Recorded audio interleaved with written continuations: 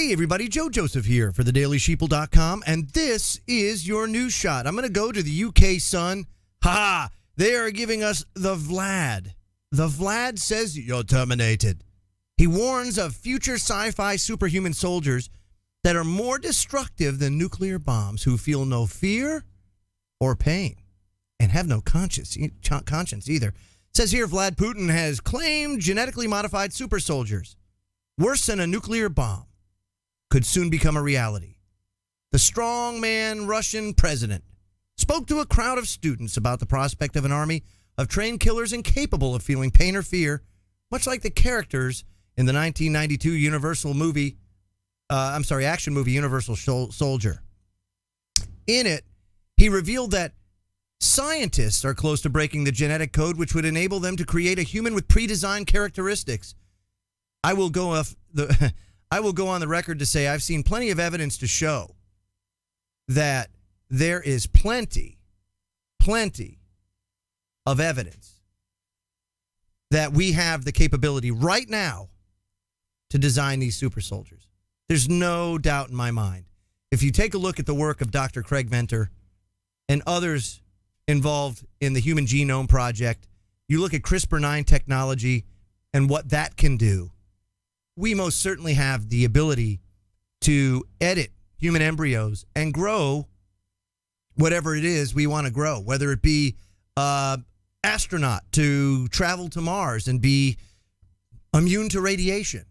Well, we'll just take a human being, we'll cross him with a cockroach, and guess what?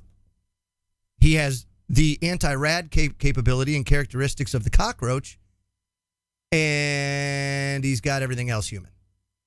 So you can see how they're using this to really take things to the next level, but also to engineer out our humanity. He goes on to say, a man has the opportunity to get into the genetic code created by either nature or, as religious people would say, by the God. All kinds of practical consequences may follow.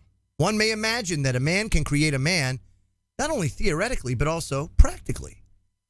He continues, he says, he can be a genius mathematician, a brilliant musician, or a soldier. A man who could fight without fear, compassion, regret, or pain. And as you understand, humanity can enter, and most likely it will in the near future, a very difficult and very responsible period of its existence. He says, what I've just described might be worse than a nuclear bomb.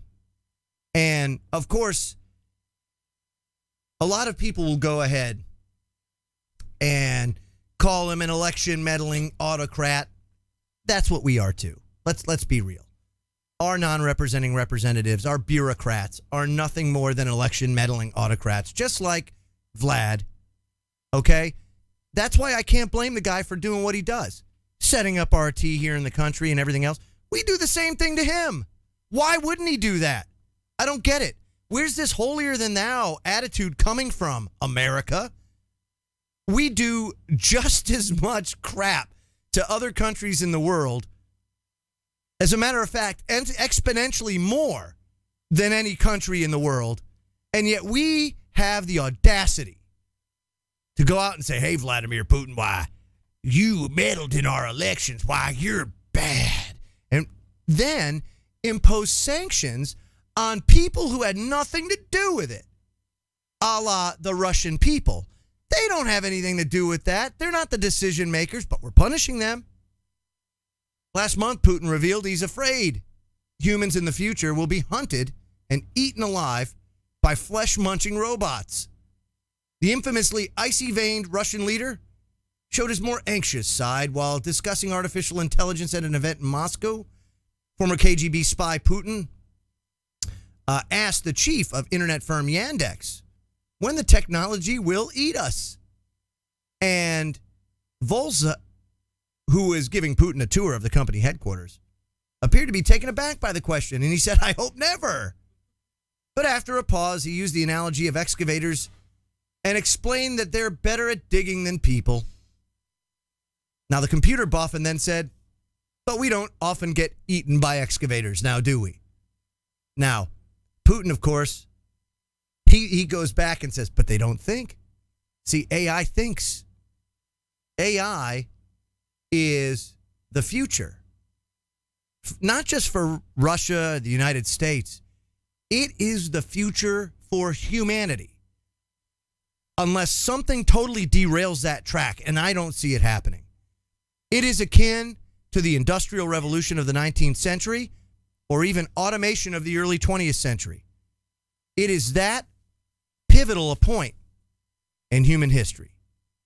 So I, too, feel concern over the way that AI is being implemented, the way it's being recklessly handled. But I have to ask the question then, what is the right way? Because I don't have an answer for that. I'm Joe Joseph. This was thedailysheeple.com's News Shot. Feel free to comment below and visit our website at thedailysheeple.com. Have a great day, everybody.